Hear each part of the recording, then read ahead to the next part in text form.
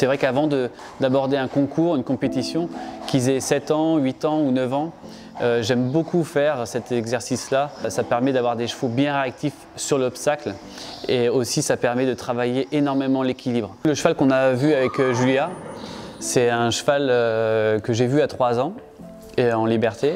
Et c'est un cheval qui est assez grand, qui est un petit peu tardif au niveau de son corps. C'est un cheval qui est intéressant parce que ça prouve bien que maintenant c'est un cheval qui a un gros potentiel, qui arrive à faire des choses avec son corps, qui n'a pas encore fini. Et je pense que ça va être un cheval qui va être très bien vers 8-9 ans. C'est pour ça que ces grands chevaux-là, il faut leur mettre beaucoup de place, les mettre dans le confort, pour que déjà ils apprennent à se connaître eux-mêmes par rapport à leur corps, avant de dire bon, faut qu'ils sautent et qu'ils ne touchent pas la barre. Parce que s'ils ne sont pas capables de le faire physiquement, tout ce qu'on va leur faire après derrière pour les obliger à ne pas toucher les barres, on va leur faire du mal. Donc pour moi un petit peu, c'est plus ils sont grands, plus il faut leur laisser de la place au départ, en tout cas quand ils sont jeunes.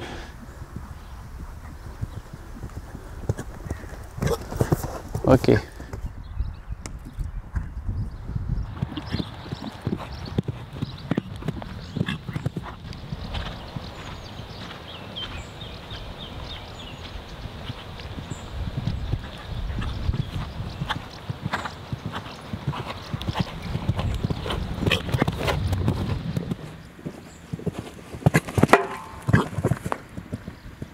C'est un cheval qui a toujours tendance à galoper lent.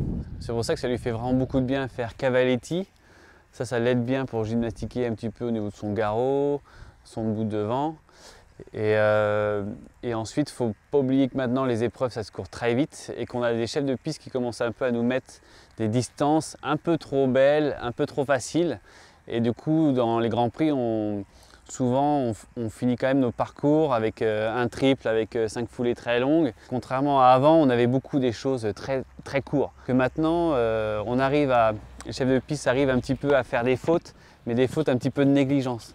Donc c'est pour ça que dans l'exercice maintenant, avant d'aller en concours, j'aime bien avoir 2 possibilités. Le cavaletti pour que ça puisse un petit peu les rendre réactifs, et aussi des distances un petit peu belles. C'est au cheval de faire l'effort et pas à nous toujours d'intervenir. Donc, et c'est un cheval qui a tendance un petit peu à se laisser un petit peu aller. Donc là, il a très bien réagi. Le triple, il a toujours tendance un petit peu à vouloir trouver une échappatoire en se décalant un petit peu pour se laisser un peu de place. Donc là, on va l'obliger à rester bien en rectitude pour qu'il s'articule bien. Donc c'est sûr que les séances avant d'aller en concours, c'est vraiment toujours et la réactivité et aussi le fait qu'ils se prennent en charge un petit peu. Parce que fin de concours, dimanche, Grand Prix, c'est vraiment important que les chevaux restent un petit peu concentrés et quand on a des belles foulées qui restent assez réactifs. Donc on a de plus en plus aussi des obstacles comme le rose ou qui est un peu fade, un peu pâle. Et c'est pour ça que c'est bien quand on peut d'avoir ça à la maison pour les habituer un petit peu à rester un peu attentifs à ces couleurs-là. Et puis on a la petite palanque vers la sortie, les petits skinny, les petits obstacles un petit peu étroits, où ça aussi souvent on a des chevaux qui restent un petit peu, qui se négligent un peu. Là il y a juste 6-7 obstacles, mais pour préparer la compétition c'est important d'avoir toutes ces petites choses un peu subtiles qu'on peut avoir en concours.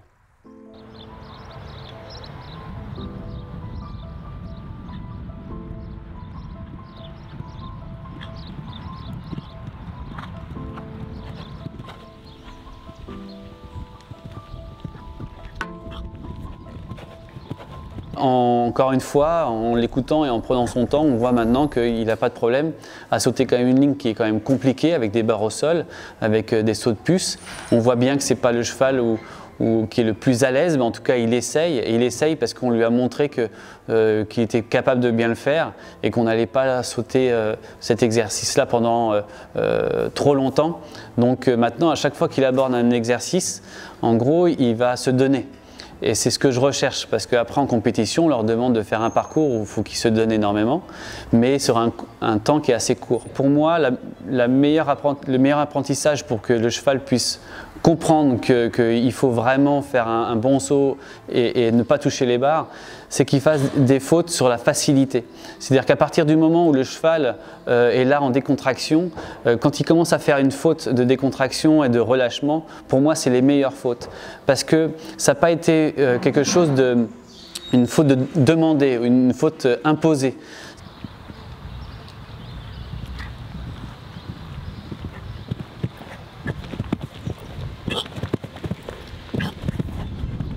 Ok, parfait ça. Bien. Tu vois, dans ton trip, il est beaucoup plus au milieu. Là, il fait un meilleur saut avec ses deux jarrets. La Cavetti, c'est vrai que pour lui, c'est pas facile. Il a besoin d'en faire un petit peu. Ça va l'aider. Mais là, toi, ton trip, très bien. Meilleur équilibre. Tu vois, et du coup, ton cheval est quand même mieux. Dans sa réception, il se pousse très bien. Là, il est bien droit. Non, parfait.